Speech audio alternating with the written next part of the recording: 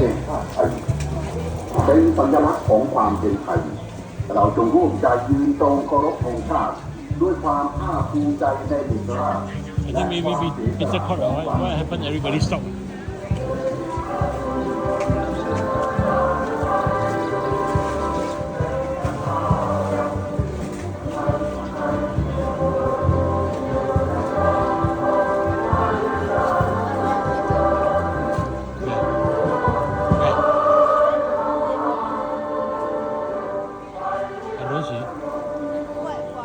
Oh, he's standing there.